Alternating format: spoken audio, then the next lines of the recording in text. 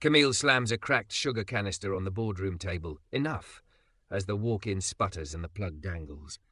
A surprise court order shuts the kids out. By night, she unlocks her father's diner and Noah fires one burner. Victor's camera rolls, the ladle rises, Camille inhales. Say it and everything changes. I do. Before we dive in, make sure to hit subscribe, tap like and share this video. The more voices we reach, the louder these stories become. And drop your city in the comments. Let's see where love finds us. The ballroom wanted to be important. Crystal chandeliers preened in the mirrors while cameras drifted like bored fireflies above a river of black tuxedos and borrowed diamonds. The Harbour and Hearth Gala had bought itself a Saturday that said, "We're saving the city, one ribbon at a time." But the room's pulse lived 30 feet away, where heat gathered and knives spoke a silver language. Noah Adeyemi's station burned clean and hot.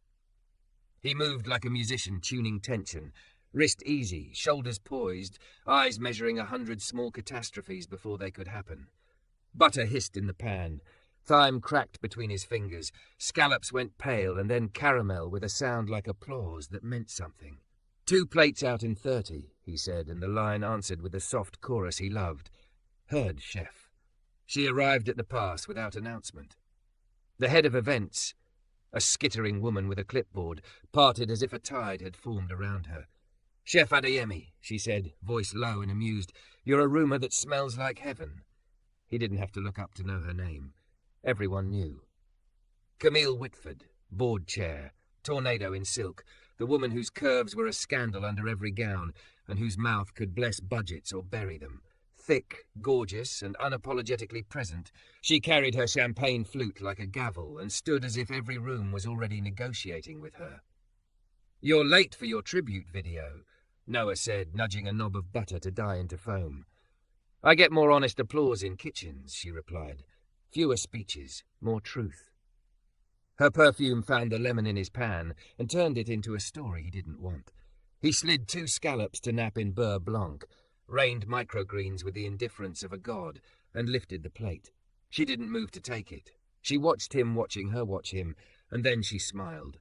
The dangerous kind, all slow knives and carnival lights. "I hear you cook with opinions," Camille said. "I hear you fund with them." A flicker, then laughter, real and bright. "My favourite rumours are the ones that make me nervous." "You're blocking service," the Sioux called gently, but no one moved her. Camille leaned one hip against the pass, the curve of her body taking possession of the strip of steel like a signed deed. "Chef," she said, "do you know what they say about me out there? That you never miss," he murmured, basting, "or that you do, but on purpose. That I can make or break a venture with a raised brow." She tilted her head. "Do you know what they don't say?" He waited. "That I haven't felt anything in a long time." She sipped. "Everything tastes like strategy, even champagne." He plated, wiped, and lifted again. The runner hesitated, eyes flicking between power and plate. Camille finally took a scallop and brought it to her mouth with a deliberate slowness that made the line go quiet. Her eyes lowered. Her shoulders softened. When she swallowed, the change was subtle but true. "Almost," she said. "Almost?" "Almost enough to make me forget the speech I wrote 3 hours ago." She set the plate down. "Tell me something. Does food only move me when I let it, or when it doesn't care who I am?" "Food never cares," Noah said. "People do." "Then I want your food to be rude to me." She smiled again, and there was a bruise behind it. "Make me feel again, chef. Make me say I do to this city without the cameras telling me I did it." A timer chirped. He killed the flame. The room behind her called with crystal clinks and soft lies. He pushed aside the scallop station and reached for a copper pot, heavy and old. "1 course," he said. "Off menu." "Tonight?" 10 minutes. He lifted his chin at the clipboard. "Send the tribute video early." She blinked, board chair startled by a command. Then she pivoted, one hand already texting with executive precision. In the ballroom, the lights dimmed. A montage began. Children's faces, renovated facades, a donor laughing with too many teeth. Noah moved. Anchovy melted into oil, garlic bloomed, capers popped, lemon zest lifted like a small, steady wind. He added tomatoes he'd smuggled in from a church garden where an auntie watched him harvest with a blessing instead of a permit. He cubed yesterday's bread. "Stale means sensible," his mother used to say, and let it drink the pan until the edges crisped. "What are you making?" Camille asked, voice softer. A truth you can't sponsor, he said. You sound like you don't want my money. I want it to go somewhere it can breathe. He glanced up. The culinary job program you paused? The one that gives kids knives and a way to hold something sharp without cutting themselves? Her face didn't flinch, but her eyes told the truth. She knew. We did not pause it, she said carefully. We tabled it pending outcome metrics. Kids don't eat metrics. They might if you saute them in butter, she said wryly, and he had to bite his smile. He tasted. The sauce had a stubbornness he respected. He added a handful of basil he'd carried in his jacket pocket all day, because he liked what happened when he bruised it at the last minute. The kitchen smelled like a decision you couldn't unmake. A line cook slid a plate into his reach without asking. He layered, stewed tomatoes, bread like good arguments, flakes of sardine that refused to apologize, lemon torn across the top. He finished with a little olive oil that had survived 3 customs declarations. The dish looked like something that would lose a contest and then feed the judges anyway. He handed her the spoon. Camille didn't immediately take it. She watched him, then the plate, as if both were parts of a test she hadn't studied for. When she did finally taste, she closed her eyes. Not performatively, not for him, for the part of herself that remembered. My grandmother, she said, voice breaking on the second word. Not the one with the country club, the one who kept envelopes of cash in a sugar canister for people who couldn't get past reception. She laughed, embarrassed, and wiped at a corner of her mouth that had no tear on it. This is no one's photo op. Good, Noah said. She took another bite, and then lowered the spoon like she'd loaded it with a promise too heavy for one hand. Tell me why I don't feel like I do when I sign a 7-figure check. Because 7 figures don't smell like anchovy and lemon and pan bread, he said. Because they don't tell you stories you can taste. And this tells you? It tastes like we had enough to share, so we shared. Like you were seen. Like don't come to my funeral and talk about me if you didn't eat at my table. Camille swallowed hard. Do you always talk like a manifesto? Only when someone asks me to make them feel. He looked at her, really looked. There were fine lines around her mouth that power hadn't ironed out. Why did you stop? She opened her mouth, closed it. The ballroom screens played a clip of her smiling with a ribbon-cutting pair of scissors the size of a mistake. After my divorce, she said, after my father died, the board wanted me to be stable optics, so I learned how to stand like a marble statue. People donate to statues. People mourn them too, he said. A silence grew, not uncomfortable. The kitchen moved around them, the way a river flows around a rock that has earned its place. The Sioux sent a look that meant, I can run the line. Say your piece. Noah leaned on the pass opposite Camille, elbows on steel, heat brushing his jaw. Camille, he said, surprising himself with her first name, you came back here for the dare. You stayed for the truth. If I make you feel again, what happens? She sat up straighter. Power settled on her shoulders again, but not to hide. More like armor you wear after you remember what skin is for. I say I do, she whispered. To the program, to the kids, to the part of me that wants to spend money like it can't wash its hands after it touches a human life. Say it now, he said. Make me, she answered, and the words were not a taunt this time, but a prayer. He nodded once and slid the plate closer, the spoon nested like an invitation. Then eat with me. She hesitated. Board chair, public figure, woman in a dress meant to be envied. Then she set the champagne down, took a second spoon from his station, and mirrored him across the pass. They ate like conspirators. The kitchen's noise receded until there was only the rhythm of their spoons, the scrape, the breathe, the tiny surrender when a flavour surprised them both at the same time, and their eyes met like a fuse had just learned its purpose. Somewhere in the ballroom, the tribute video ended. Applause rose and fell. A microphone waited for Camille. Her assistant hovered in the doorway, frantic, mouthing her name. Camille didn't move. Chef, she said, spoon poised, what would you call this dish? Panzanella if I wanted a safe answer, he said. But tonight it's called enough. Enough, she repeated, as if tasting the word. Her assistant mouthed her name again, now with an exclamation point. Camille reached for her phone. She typed without looking away from him. Program reinstated. Immediate. Pull from Gala surplus. I'll handle optics. She hit send. Then soft, almost shy behind all that power, she said, "I think I just felt something." "Good," Noah said, and because the moment asked for a promise, he added, "This is only course 1. Her eyes lifted, bright with something unedited. "What's course 2? He wiped the pass clean, laid a plate in the middle as if placing a question on a table between them, and said, "Whatever tells the truth next." The applause hit like rain on glass, loud, surface bright, rolling off the panes of Camille's composure without ever seeping in. She stepped onto the stage anyway, the spotlight cutting a path through gala dusk. From the kitchen doorway, Noah watched her hold the microphone as if it were a truth she hadn't decided to say yet. "Thank you," she began, voice smooth and practiced. Then it caught, not broke exactly, but found grit. "Tonight you saw a video of good things we've built.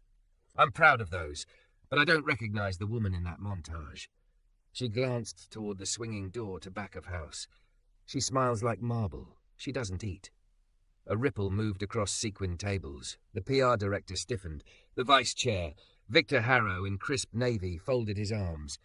"I reinstated the culinary job program we tabled," Camille said, steady now.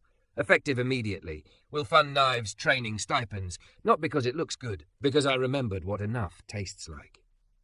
She didn't explain the dish. She didn't have to. Somewhere behind her, Noah felt the word place itself like a plate between them. There was applause, polite, confused, then real. Not everyone clapped. Victor didn't. The lights blinked twice to suggest returning to speeches as scheduled. Camille ignored them and said softly into the expensive silence, "I say I do. To the city. To the kids we keep calling future and treating like hypotheticals. I do." She put down the mic and left the stage. Noah exhaled. His palm found the cool steel of the pass, grounding himself in a geography that made sense. Heat, breath, timing. The line burst back into motion. He plated dessert, redirected a sauce that had sulked into bitterness, and sent staff meal to the dish pit, because hunger doesn't check your title. He barely realized he was smiling until the Suze bumped his shoulder like a quiet congratulations. "Chef?" It was the head of events, sheepish. "She asked for you. Loading dock." He wiped his hands, looked down at his stained apron, and let the kitchen's noise close behind him like a curtain. Camille stood barefoot on cold concrete, heels dangling from her fingers, the night smelling like ocean and the metal memory of rain. Without the stage lights, the edges of her power softened. She looked not smaller exactly, but human-sized, and somehow that was more dangerous.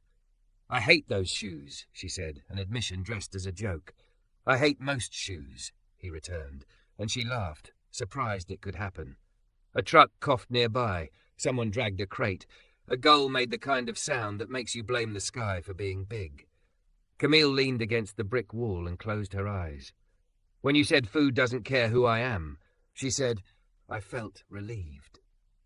You can be fed without being performed for. I don't remember the last time." She opened her eyes and took him in, his burn marks, the way his sleeves were shoved to his elbows like he'd wrestled with the day and declined to apologize. "Tell me about the program," he told her. Not the Grant version, no vocabulary you could frame and list under outcomes.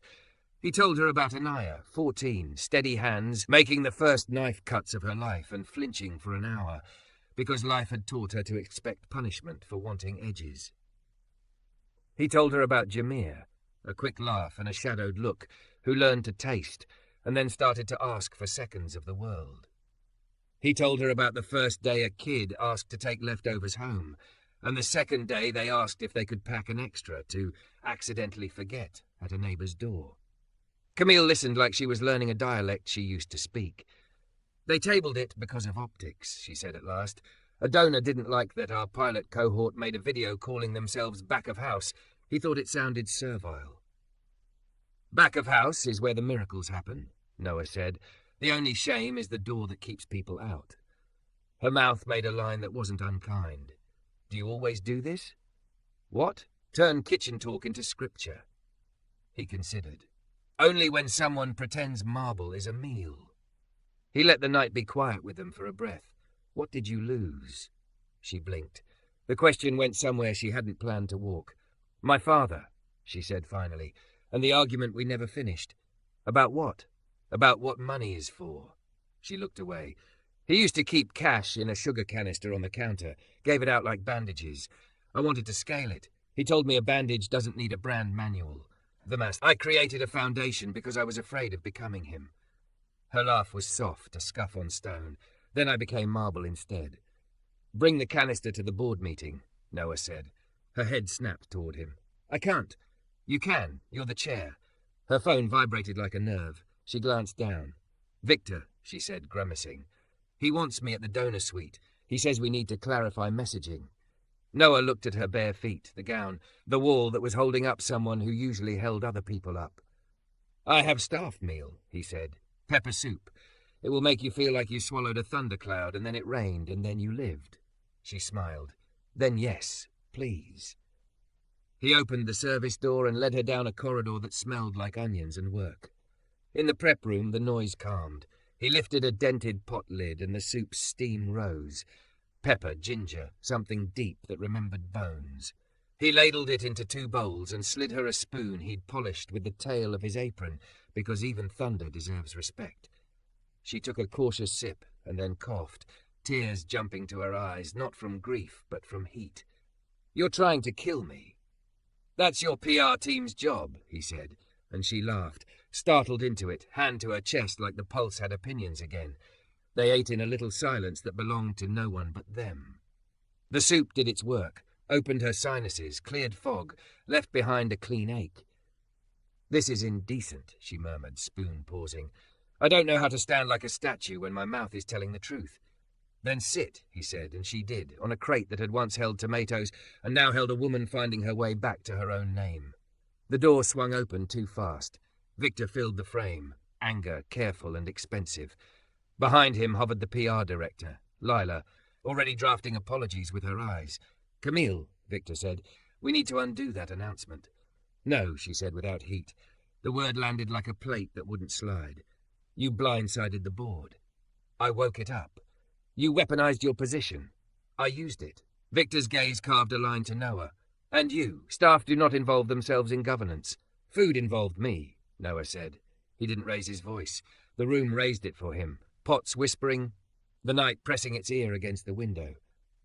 You tabled a program that teaches kids not to bleed when the world hands them edges. The board chair untabled it. If you don't like the optics of feeding the city, look away. Lila stepped in, palms gentle. Camille, donors are texting. They need frameworks, metrics, assurances. They'll get receipts, Camille said. Real ones, not just tax forms. Victor's smile was too even. You're risking the capital projects pipeline. We have naming deals in motion. Kitchens do not photograph like wings. They photograph like dignity, Camille said. And anyway, they smell better. She wiped a stray drip of soup from her lip and seemed to realize only then how intimate the scene looked. Her barefoot in couture, a black chef across from her at a prep table, bowls warm between them. Something flickered in her. She almost flinched, then chose not to. Victor saw it too. His voice softened, which made it more dangerous. You don't have to do this, Camille. You could be untouchable again. She stood. Not marble now, muscle. Untouchable is another word for unfed. She looked at Noah. Tomorrow morning. 8, boardroom. Your pepper soup won't travel well, he said. Good, she replied. Let them smell it. Victor's mouth tightened. If you do this, I will call an emergency vote. Call it, she said. Bring a spoon. He left. Lila gave Noah an apology smile that meant nothing, and then slipped after Victor, already composing conditional verbs. Camille exhaled long, like the night was finally allowed in. That will get messy. It already is, Noah said. Messy is where flavor lives. She looked at him the way people do when they've been carrying a heavy thing alone and suddenly realize there's another set of hands. I need you to know something, she said. I'm not asking you to be my symbol. Good. Go, he said. I make terrible statues. A beat passed. She reached for her shoes, then didn't put them on. Come with me, she said, impulse rising like bread. There's a shelter 2 blocks over. We always promise them leftovers and then forget. I'm not forgetting. They carried trays through side streets that remembered floods and reinvention. The shelter's night staff blinked at the gowns, the steam, the fact of it. A girl with tight braids and fierce eyes stared up at Camille. Are you the lady from the screens? She asked. Camille knelt so they were face to face. Sometimes, she said. Tonight I'm the lady with food. The girl took a container. My grandma says love is a hot thing in your hands you give away before it cools. Camille's mouth trembled. Your grandma is very wise. She makes stew that bites you back, the girl said solemnly. She says it's how you know you're alive. Pepper soup. Enough. The words tangled and then arranged themselves like a place setting. On the way back, Camille stopped under a flickering streetlight. I don't know how to do this without burning something I spent years building. Maybe you built a fireplace, Noah said. Maybe it's time to light it. Her phone buzzed again. She glanced, winced, and turned it face down. Media has a photo, she said. Me barefoot in your prep room. They're going to make it a story about impropriety. Is it? He asked. It's a story about hunger, she said, and her voice went fierce. Let them print that. He nodded. Tomorrow, the boardroom. Bring the sugar canister. She looked at him as if he'd asked for something both impossible and exactly right. It's in storage, she said. I haven't opened the box since the funeral. Then it's time. They walked the last block in a silence that felt like a held breath before rain. At the service door, she slipped on her shoes like armor she could remove now that she knew she didn't need it to stand. Noah, she said, one hand on the handle, make me feel again in front of them, and I won't just vote. I'll fight. He smiled, tired and certain. I'm not interested in your vote, Camille. She arched a brow. No, I'm interested in your hands. He nodded toward the door. On the ladles, on the budget lines, on whatever we have to lift to move this. She took that in like heat, like salt, like truth. Tomorrow, she said. Tomorrow, he answered. The door swung open, kitchen lights spilled into the alley. Somewhere inside, a timer began to ring, a small, insistent bell that meant, if you want this not to burn, move now. Don't forget to subscribe for more intense cinematic love stories. Your click helps us make the next chapter. Morning started like a dare she'd accepted in the dark. Camille cut the tape on the banker's box with a hotel keycard she hadn't meant to keep, then knelt on the concrete floor of her storage unit and slid the lid away. Dust lifted like stage haze. Inside, winter scarves she never wore, 3 frames that had held awards and now held air, and the sugar canister, a squat ceramic thing with a hairline crack down the side, and the word sugar in cheerful black letters, as if sweetness could be labelled into obedience. Her hands shook when she lifted it. The lid stuck, then it didn't, and there it was. Cash folded twice, rubber-banded into small bundles, taxi receipts and scribbled notes in her father's hand, a tattered index card that read, "If you have enough to give, then you do." She didn't remember writing that card when she was 13, but she remembered the fight at 19 when she called it naive. He'd tucked it back here anyway, like a stubborn blessing he knew she would need. She slipped the canister into a tote, pressed for a second against the cracked ceramic like it was a shoulder she could lean on, and stood. The gown from last night hung in a garment bag like an apology. She pulled on black trousers and a silk blouse that fit her like a secret she didn't owe anyone, and for the first time in a year she didn't armor her throat with diamonds. Her curves were not a campaign, they were a fact. The Foundation's boardroom looked exactly how people imagine decisions look. Window-wall view of a city pretending to be orderly, a table long enough to turn conversation into relay races, chairs with backs that said, "Don't slouch." Victor was already there, navy suit, eyes cool, phone face down like a warning. Lila from PR hovered with a laptop and a look that tried to be kind and risk-managed at the same time. "You've seen the photo?" Lila asked quietly as she sat. Barefoot, prep room, bowl between them. Someone had shot it through the swinging door. A tabloid had posted it with a caption Camille could feel on her skin. "Board chair. What's cooking?" Camille slid the sugar canister onto the table like a piece of family history and met Lila's worry with a simple, steady yes. "Then you understand my concern," Victor said, voice as polite as a verdict. "The optics are compromised. We should reverse last night's statement, apologize, and move forward with our capital campaign." "No," she said. "We can revisit the program in Q4, he went on, as if she hadn't spoken. "After we land the naming deal. Kitchens don't photograph like wings." "They smell better," she said, and the door opened. Noah walked in, carrying a Cambro and a small induction burner with a fire safety sticker. He wore clean chef blacks and a focus that made the table feel like a cutting board he could steady with one palm. "This is a closed session," Victor said. You called an emergency meeting about a culinary program, Camille replied. I invited a subject matter expert. You invited your companion, Victor said, letting the word do a job it wasn't honest enough to name. Camille didn't flinch. I invited a chef. Noah set the burner at the end of the table, where the city view couldn't glare it into shame, and clicked it on.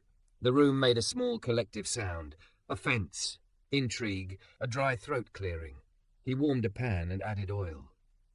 Garlic met metal and bloomed. A few board members blinked as if the smell had laid a hand on their cheek and said, remember. We'll begin with agenda item 0, Camille said, resting her hand on the sugar canister. Context. Victor's smile thinned. We will begin with fiduciary duty, which is another word for care, she said, and care has a smell. Noah tipped in anchovy. It disappeared the way the best helpers do, seen first for its own salt, then for the way everything else deepens around it. He tore stale bread into the pan with his hands. Stale means sensible, he murmured, and Camille felt a corner of her mouth move without permission. He added tomatoes, their skins blistering into sweetness that didn't need a press release. Chef, said Eleanor Shaw, a board member with silver hair and a gaze that could bruise or bless. Are you seriously cooking in my boardroom? I'm seriously telling the truth, Noah said. This is a demonstration, not catering. It's called enough. Lila shifted. We can't serve food without liability waivers. Then call it assent, Noah said. No one sign anything. Just breathe. Victor tapped a folder. Our donors fund results. We have no outcomes data on this program. We do, Noah said, and slid a single page across the table. Simple columns. No headshots. Initials instead of full names. Attendance, placements, drop-off reasons, stipend usage. Someone made a displeased noise at stipends spent on rent. Noah didn't apologize. Metrics are cups we put out in the rain, he said, not looking away from Victor. They matter, but they are not the storm. And you are proposing a storm, Victor said. I am proposing whether the city is already in, Camille said. She lifted the sugar canister lid. The smell of old paper and granulated sweetness rose up, braided with garlic and tomato and oil into something that felt indecently honest. She poured a bundle of bills and notes onto the table. The money made a soft slap. The notes whispered when they slid. My father kept this, she said. He handed it out like bandages. I built a foundation because I was afraid of becoming him. Then I became marble. Last night I remembered that marble is a tombstone when it forgets its job. She met their eyes one by one. We reinstate the program. We fund it out of surplus. We report real outcomes. And we stop being afraid of being seen feeding people. Victor didn't look at the cash. He looked at the photo on the screen Leela had just reluctantly shared. Camille barefoot on a crate, laughing over a bowl with a black man across from her. Crisis headlines, he said softly. Donor flight. Allegations. Of eating? Camille asked. Of feeling? Of not being a statue? Of impropriety, he said. You risk the institution for a story in a kitchen. Then remove me, she said. Her voice didn't lift. It steadied. If the price of feeding the city is my chair, take it. But we are not rescinding the program because you're nervous about a woman with sauce on her mouth. Silence came to the table like a guest who had RSVP'd yes. Eleanor coughed into her hand to rupture it. For the record, she said, I like sauce. A few laughs, the kind that lets a room remember it has lungs. Victor's eyes narrowed. Motion to suspend the culinary program pending review, he said. Counter-motion, Eleanor said before Camille could. A firm reinstatement, immediate funding from surplus, quarterly outcomes, and she glanced at the burner where Noah had just torn basil and let it bruise. Maybe a spoon. You can't be serious, Victor said. I'm so serious I'm hungry, Eleanor said. Noah turned off the burner. He didn't plate. He let the pan rest, then slid it onto a folded towel like a sleeping animal he respected. We don't have to eat it, he said. We can just pass it. But if you're tempted, there are spoons in this drawer. He opened a credenza that held nothing more dangerous than meeting agendas and found a sleeve of plastic utensils that had been ordered by someone who knew nothing about appetite. He set them at the edge of the pan and stepped back. Lila tried not to move and failed. She took a spoon, dipped, tasted. Her shoulders sank, the way a person does when they realize the fight they've been waging with themselves is over and the self they want to be won. Oh, she said softly. Oh, that's rude. It doesn't care who you are, Camille said, and Leela laughed into her hand like she might cry if she didn't. Victor didn't touch a spoon. This is theatre, he said. This is kitchen, Noah said. Theatre asks you to clap. Kitchen asks you to live. Vote, Victor said. Vote, Eleanor echoed. Hands rose, some slow, some quick, like people tossing hats they didn't want back. 3 against, 5 for. The motion carried. Victor's smile didn't crack. Well, he said, then we will see what the donors say when they read the allegations. Camille held his gaze. They can read my letter first. She slid a paper across to Lila. 1 page, plain language, no spin. I ate staff meal. I reinstated a program. I said I do to a city that feeds me back. If that embarrasses anyone, our doors are probably the wrong kind of doors for them. A knuckle rapped on the glass wall. Building security. A man in a navy blazer, cheeks wind-chapped from a morning that still remembered last night's rain. He held a paper bag and looked apologetic for interrupting power. Sorry, he said. Guy from the shelter downstairs asked me to bring this up. Said for the lady who said I do. Camille stood surprised into it and took the bag. Inside, 3 empty takeout containers from last night, washed and dried, a napkin with a kid's marker drawing, 2 bowls, a big smiling sun with too many rays, and the word enough spelled like a blessing, and a note in block letters. Thank you. It bit back. I'm alive. Eleanor covered her mouth with her palm. Lila made a sound that might have been a laugh through a tear. Victor's jaw found a new angle and held it. Camille put the drawing on the table, smoothed the napkin flat with both hands, and didn't care that ink had bled a little blue into her skin. She looked at Noah, then back at her board. This is our outcomes data, she said. This plus the spreadsheet. The door opened again. A young man in a cheap suit slipped in behind security. The kind of cheap that says promotion more than poverty, because someone believed in him last week. Sorry, he blurted. I'm Jerome, pilot cohort. He held up a lanyard from a restaurant whose head chef had said no until he said yes. Chef Adeyemi told me to wait outside, but I heard the vote and my legs forgot how to listen. Victor exhaled like he'd swallowed a lemon seed. We cannot turn every board meeting into a parade of... People? Jerome said, already embarrassed he'd spoken. Sorry, I just wanted to say, I used to think sharp things belonged to other people. He touched the lanyard. Now I cut onions like a prayer, that's all. Noah didn't touch his shoulder. He didn't need to.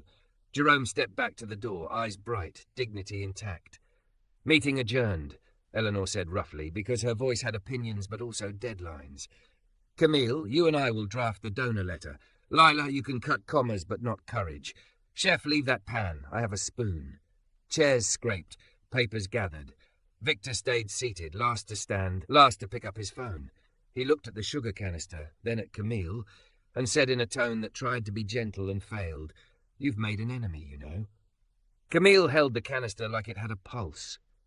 I made a meal, she said. Enemies are optional. He left. The room emptied into the hallway churn. The city pressed its face against the window to see what had changed. Noah turned off the burner and began to pack the Cambro. Camille reached for the pan before he could, took a spoon and tasted what she'd just fought for. The basil had softened, the bread had drunk, the tomato had made peace with being more than itself. It's better now, she said. That happens, he said. Truth rests and learns its lines. She set the spoon down and looked at him the way a person does when they realize the dare they issued last night has grown a spine. What if they come for you, she asked. For your job. They can try, he said. I have knives and a lawyer who owes me a lifetime of good pasta. She laughed, and then the laugh broke into something quieter, a yes she didn't have to speak. The sugar canister sat between them, chipped, stubborn, full of proof. The elevator bell chimed down the hall. Footsteps, voices. The day wanted them back. Come with me, she said. Where? To write, she answered, and to ruin the PR team's breakfast with the smell of garlic. She reached for the pan, then paused, head tilted. Somewhere beneath the hum of HVAC and city and committee, something else sounded, faint, persistent, like a timer she hadn't set that was telling her something was ready or about to burn. She looked toward the door. Do you hear that? Noah listened. He did. And he knew before he said it that whatever waited there would try to take the heat they'd made and turn it into smoke. The sound wasn't an alarm. It was smaller, more stubborn. The ding of an elevator and then the fast, polite beep of something handheld, finding a number it didn't like. By the time Camille and Noah reached the foundation kitchen, a woman in a slate blazer and sensible shoes was already there with a clipboard and a probe thermometer. She introduced herself without apology. Peretz, City Health. We received an anonymous complaint about unsafe food handling and unlicensed preparation in a non-kitchen area. Her eyes flicked, microscopic, toward the induction burner tucked under Noah's arm.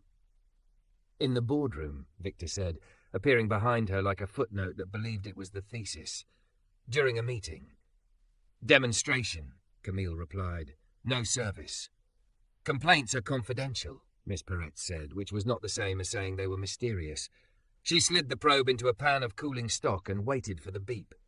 48 degrees. Walk-in temps, please. Noah nodded to prep. Anaya, hair tucked, hands steady, was already holding the Hass EP log like a passport through a checkpoint. Last 2 checks within range, Chef, she said, and the pride in her voice did a small work in Camille's chest, sanded down a shard she hadn't known was there. The walk-in door yawned open to reveal the cool exhale of a room that, like most good things, demanded maintenance. Noah reached for the dialed thermometer clipped to the shelving, frowned. 50. That's wrong. It's not wrong, Miss Peretz said, kneeling. Her flashlight found the outlet. The plug lay half out like a tongue bitten mid-word. Electrical tape dangled from the socket in a ragged flag. When did you last open the door? 20 minutes ago, Jameer said from the corner, face bare of swagger for once, to cool the roasted peppers. Anyone touch this? Noah asked. No one answered. The room answered. The tape, the sag, the way the check logged at 8 a.m. had shown a perfect 38, and the 920 showed a climb that made a graph of someone else's hand. Reset it now, Miss Peretz said. Move anything in the danger zone to the pastry walk-in. I'm recording a corrective action. Are we shut down? Anaya whispered. Not yet, Miss Peretz said, standing. She had the face of someone who had seen both malice and mistake and refused to name either without proof. Logs are strong. You caught the drift early, but I need to see the boardroom demonstration setup. Noah lifted the burner and set it gently on the stainless, as if placing a sleeping baby he refused to be ashamed of. I didn't serve. I warmed a pan to tell the truth. Truth doesn't have a variance code, Victor said. Violation is violation. 15. Miss Peretz replied, scanning. Improper use of non-kitchen area. Citation only, no closure. She looked at Noah. You'll pay a fine. Don't do it again. Noah nodded, jaw tight. Camille watched the small muscle jump and wanted, with a clarity that startled her, to spend her power the way you spend your body when the person you love is the one bracing a weight. Inspector, Victor said, perfectly civil. I'd also like to register a concern about conflict of interest. The board chair. Health code doesn't adjudicate romances, Miss Peretz said, not looking up. Hot holding does. Heat shot to Camille's face even as Noah's mouth pressed into a not smile. Romance, she thought, was the wrong word for what they were attempting to feed here. If there was a word, it was closer to rescue. It was closer to hand over hand on a heavy pot you didn't set down because of who else would go hungry if you did. Maintenance arrived, red-cheeked, swearing softly at himself as he replugged the walk-in, reset the breaker and logged an incident. Whole building has a twitchy circuit, he muttered, then caught Camille's eye and straightened. We'll isolate it, sorry, Chef. Thanks, Noah said. He had already triaged. Butter consolidated, fish shifted. Anything with a whisper of warmth went into the cold that, properly applied, could save what mattered. Miss Peretz walked the line with him, asking questions that respected the people who answered. Jameer's breath steadied as he demonstrated hand-washing times like he was reciting scripture. Anaya explained the difference between clean and sanitized, like she wished the city would ask that question more often of more things. Conditional pass, Miss Peretz said at last, scribbling. Fix outlet, pay the boardroom fine, re-educate staff on designated spaces. She tore the carbon copy and handed it to Noah. You're running a tight ship. Keep it that way. Victor's smile held. It was the kind you put on for cameras and kept on by clenching your teeth. And the unlicensed program? It's a job training kitchen, not a restaurant, she said. My jurisdiction is time and temperature. Someone else will decide policy. The someone else chose that moment to arrive. A man in a brown suit no one would remember lifted a folder like a flag and announced in a voice designed to be heard over the hush of bad news, "Temporary restraining order, signed this morning. The court enjoins the Foundation from expending surplus funds on the culinary job programme until a full board review and donor notice period is complete." He handed the envelope to Camille as if handing mercy. It felt like cold paper. She read fast. The names under the petition were not a surprise. Victor, 2 older trustees who liked marble, a donor LLC that liked wings. "There's more," the man added, almost apologetic. "Until the review is complete, no minors on premises for training." His eyes slid to Jameer and Anaya, and then away as if he had just committed a small betrayal and wanted to leave it unnamed. "Of course he filed ex parte," Leela said from the doorway, pale around the mouth. "Of course he did it before we adjourned. Of course." "Get counsel," Noah said. "I already did," Lila said, lifting her phone. "Arthur's in the elevator. He says we can move for dissolution. But not today." She looked at the kids and then at Camille. "Today we comply." A soft sound left Anaya, a word she didn't let finish. Jameer's hands, which had learned knives like a prayer, dropped to his sides like a person who had just been told he could only carry spoons now. Camille felt the old marble training step forward inside her, like a stage manager calling her to the mark where optics never sweat. She told it to wait in the hall. She turned to the kids. "I'm sorry," she said. She meant it like a debt. "This is a delay, not a death. We will keep paying stipends. We will keep feeding you and the people you feed. We will move this review so fast it forgets how to be a weapon." She looked at the process server. "Is there anything in that order that forbids me from spending my own money?" "No, ma'am," he said, surprised into courtesy. "It addresses Foundation surplus, not personal funds." "Good," Camille said. The sugar canister felt heavy in her tote, ridiculous and exactly correct. She didn't pull it out here, not in front of the man who delivered injunctions for a living. She looked at Noah. "Can we move class off-site for now?" "Not with minors," Lila said quickly. "Not until legal clears risk." "Then the class is me," Camille said, before the caution could talk her into being a statue again, "and any adult staff who want to learn on their own time." She met Victor's eyes. "I'm not breaking the order. I am refusing to let it starve what it can't reach." He stepped closer, voice quiet enough to pretend at intimacy. "You will lose this, Camille. You'll spend capital, political, personal, and I'll get it all back at the quarterly meeting. The program will die anyway, and you'll have made yourself small for nothing." Noah wiped his hands on a towel he hadn't yet earned the right to throw. "You always talk like you know the ending," he said. "Must be nice." "Must be naive," Victor said, and it landed on Noah's skin like an old insult with a fresh coat of paint. "Get out of my kitchen," Noah said. He didn't raise his voice. The room raised it for him. Sinks hushing, hoods thrumming, a dozen quiet human hearts making noise you could only hear if you'd ever worked a line at hour 12. Victor left. The process server left. Miss Peretz left with a nod that was not solidarity, but was not absence either. Lila's phone vibrated against her palm without mercy. Camille let herself lean for a second against the cold face of the walk-in, the way you do when you understand that the weight on your back is not something you put down, it's something you put to work. She turned to the kids again. "Go home," she said, "with pay. Today's lesson is that laws can become doors if you find the hinge."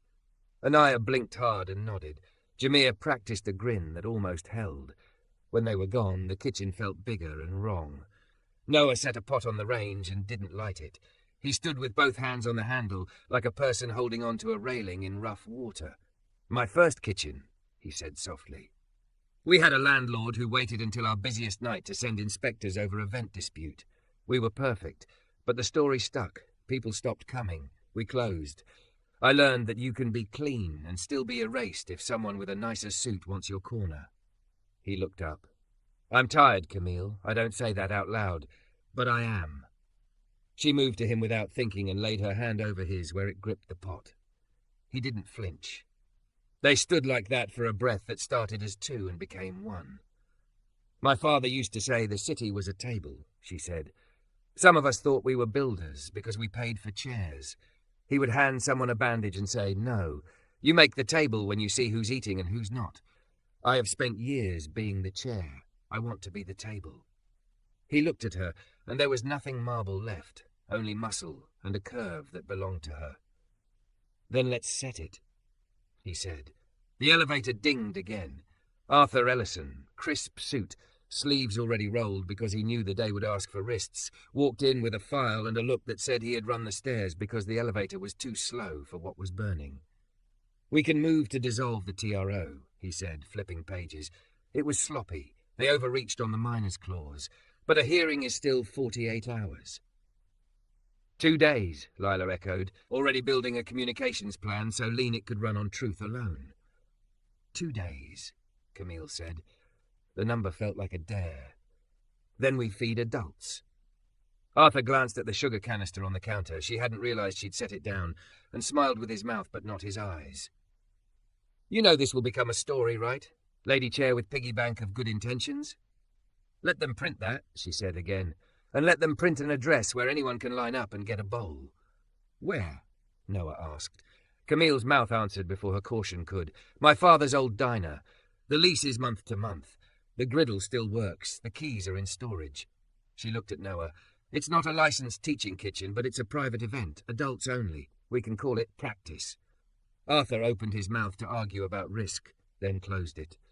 "I'll write waivers," he said. "Don't serve raw eggs." Noah laughed, short and bright. He reached for the induction burner, set it on the counter, and clicked it on. The coil reddened, a small defiant sun. "Press conference?" Lila asked. "No," Camille said. "Doors open, no speeches, ladles and bowls. If cameras come, they capture service, not sorrow." "People will call it a stunt," Leela warned. "Then let them get fed by it," Noah said, already pulling anchovies, garlic, a heel of bread. "If a stunt keeps someone warm, it's called winter." The coil hummed. Oil went in. Garlic went to gold. The kitchen remembered last night, how truth had smelled when it didn't have to apologize. That was when the sheriff walked in. Not a storm of officers. One man in a quiet uniform, hat in his hands because someone had taught him to keep dignity soft. He looked at Camille, then at Noah, then at the burner. "Ma'am," he said to Camille, "I was asked to serve notice of a board inquiry regarding your conduct. You're not under arrest." His eyes drifted toward the pan as if heat could make a man betray his orders. "I'm only to witness compliance with the court's order." "We're in compliance," Arthur said, stepping forward. "No minors, no expenditure of surplus, no boardroom theatrics." He gestured to the pot. "This is lunch." "For whom?" the sheriff asked. "For whoever walks in hungry," Camille said. He considered that, then nodded once. "I'll be over there pretending to count chairs." He moved to the corner and flipped open a notebook like he had just decided what kind of man to be at work today. Victor appeared in the doorway again. "Phone up. Lends a small cold eye. Record," he told no one and everyone. "Record for the minutes." Camille picked up the ladle. Noah tore basil. The coil brightened and held. "If you press post," Victor said smoothly, "I promise you the caption will write itself."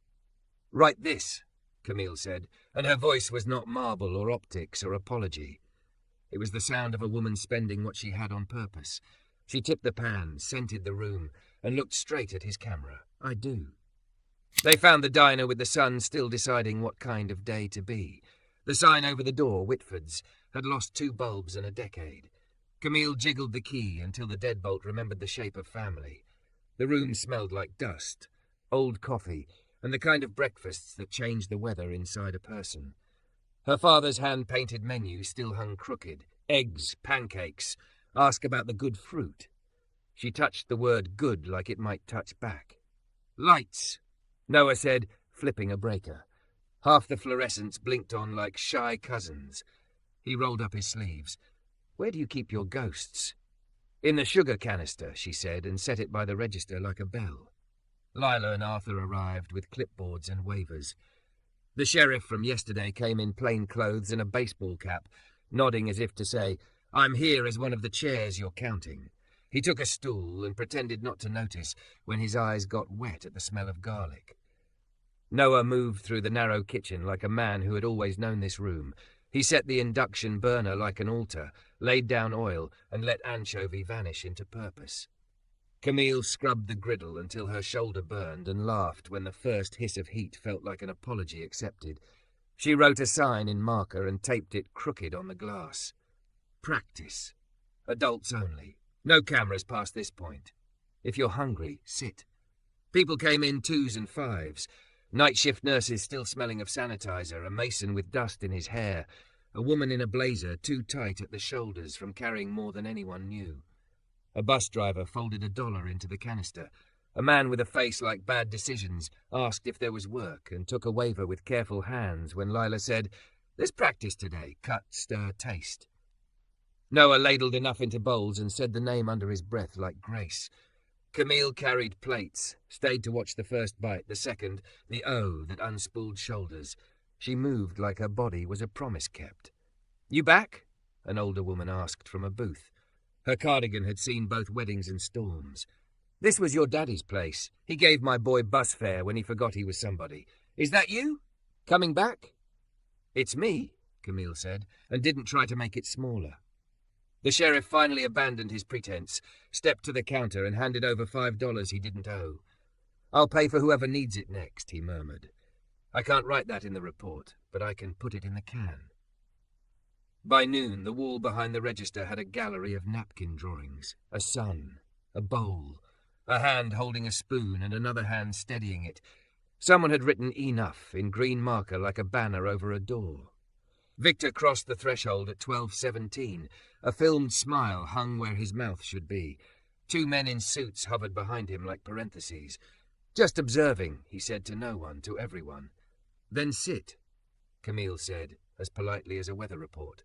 He didn't. He aimed his phone. The sheriff stepped between lens and line with the ease of a man who had lifted heavier things than pride. "No cameras past this point," he said, tapping the sign. "You can get a bowl, though." Victor left with nothing but footage of a closed door and the back of his own certainty. Miss Peretz came at 12:43 in a sweatshirt and ordered whatever bit back yesterday. She ate in silence, then slid a 20 into the canister with the businesslike air of a person filing the right report this time. At 2, the rush thinned. Fingers pruned from dishwater, Camille leaned on the counter and watched Noah finish the last pan with that same small ritual she now wanted to defend with her whole name. Bread torn by hand, basil bruised at the end, heat cut and left to rest. He made her a plate and didn't make it precious. They ate standing up like staff, bleeding tired into something cleaner. "How many?" she asked. Lila checked her list. 103 bowls, 42 waivers signed for practice. 3 left anonymous bills in the can while muttering they don't do charity, but this was different. She looked at Camille. The photo's still up. The comments are half knives, half spoons, but the spoons have hands attached now. "Court's at 10 tomorrow," Arthur said. He had ink on his cuff and relief hidden in his laugh. "We can win this. It was sloppy. Also unique argument. Care has a smell. I'm not sure case law knows what to do with that, but we'll see." They scrubbed until even the grout felt new. Camille locked the till with 2 20s and 3 napkin drawings inside, because money and art had always been cousins here. She took the canister home like a heart in a box. The courtroom the next morning was the kind with bad acoustics that make truth sound like testimony. Victor sat with his counsel, immaculate and pale. Eleanor sat behind Camille, hand warm on her shoulder. Noah took the last row and folded himself into patience. "Your Honour," Arthur said, crisp and unpolished on purpose, "our opponent obtained a restraining order to stop a surplus allocation consistent with the Foundation's charter to alleviate hunger and support job training. They did so without notice, then used the order to halt lawful adult education and threaten reputational harm. We ask that you dissolve the TRO." Victor's counsel stood and made the kind of argument buildings make about how they should be the ones you see in the skyline. He said the word optics like it was in the penal code. "Enough," the judge said at last, ironically, and looked at Camille. "Miss Whitford, do you have anything to add beyond your counsel?" She stood. The sugar canister sat at her feet in a tote because she hadn't known whether this was the right room for ghosts. She'd brought them anyway. "We paused a program that keeps knives from being only weapons," she said. "I reinstated it. We cooked in a boardroom and paid the fine. We fed adults in a private setting, legally. The board can review. Donors can object. But a court order is a hammer. You don't hand it to someone just because they don't like the sound of garlic." The judge's mouth did that thing mouths do when they hide a smile from a transcript. City Health? Miss Perrette stepped forward, hair tamed back into bureaucracy. Conditional pass, she said. Logs in order. One outlet sabotage, pardon, malfunction, corrected. No service in the boardroom. Nothing in my purview that justifies closure. Program outcomes, the judge asked. Eleanor rose, because you don't keep a woman like that seated when the room needs guts. We have placements. We have kids who now cut onions like prayers. We have donors who fund wings because they like plaques. We can also have kitchens because we like people. The judge shuffled papers, which is how courts give themselves a minute to see. TRO dissolved, she said finally. Board retains authority to allocate funds pursuant to charter. Parties are admonished to use governance tools, not courts, to settle policy disagreements. She banged the gavel once. It sounded like a ladle hitting the bottom of a pot when you've served the last bowl, and it's still not enough, and somehow it still helped. Victor stood slowly, the posture of a man who had already begun to spin a loss into strategy. In the hallway, he drew near as if to whisper, "You'll bleed donors for this." Camille didn't step back. "Then we'll be funded by people who eat." He left. Eleanor squeezed Camille's hand like she was congratulating her on a birth. Arthur loosened his tie by a single inch. Noah, from the back, simply lifted 2 fingers as if signalling across a busy line. Heard. With you. By afternoon, the Foundation posted the reinstatement with no euphemisms. Lila's letter was clean, 1 page, verbs that didn't hide. The comments were still knives and spoons, more spoons. That night, back at the diner, practice ran like a river that had found its actual bed. Adults learned to julienne without bleeding. A man who had done time taught 3 women how to keep their wrists soft through service so they could still sign their names when their shift ended. Camille worked the register until she didn't, then tied on an apron and realized her body remembered more than she'd let it. How to pivot between table and sink. How to lean your hip into the fridge door when your hands were full. How to listen for a pan that was lying. When the last bowl went to a nurse who had already put her hair up for tomorrow, Noah pulled down the shade and turned the sign to closed. The room hummed with the ache of having done something and the quiet of it having mattered. "You okay?" he asked. "I feel like a building someone finally took the scaffolding off," she said, and then laughed at herself. "Do I look ridiculous saying that in an apron?" "You look like service," he said. He wiped his hands, then didn't. He came closer with the kind of care that doesn't announce itself. "Camille, I don't know how to do this part." "Which part?" "The part where the work and the person who makes the work possible are the same person," he said. "I can't separate the smell of basil from the way you stood in front of a judge. That's a problem. Or not." She put the sugar canister between them on the counter, like a chaperone with a sense of humour. "My father used to ask my mother every Sunday, 'Do you still?' Her voice went soft. She always said, 'I do.'" Noah's mouth tilted. "To the city?" "To the work," she said. "To the people. To the man across the counter if he can handle a woman who will bring a canister to a board meeting and a burner to court." He considered the canister, the day, the way her laugh had learned to live again. "I can handle it," he said. "But just so we're precise, I'm not proposing. I'm saying I will keep serving you truth until you're tired of feeling." "Then I should warn you," Camille said, and there was a light in her eyes that had nothing to do with optics and everything to do with hunger answered, "I don't get tired easily." They stood like that for 1 clean, steady minute. Outside, the city tried on night. Inside, the ghosts settled into the corners to listen. "Tomorrow," she said, because the day would ask again. "Tomorrow," he echoed, and reached for the pan. He tore the basil at the end. He cut the heat. He let the truth rest. Then he tipped the edge toward her so she could breathe it in and say the only words that belonged to both of them now: work, city, whatever came next. "I do," Camille whispered. "Then we plate," Noah said, and smiled like a man who understood the size of the vow they'd made and the number of bowls it would take to keep it.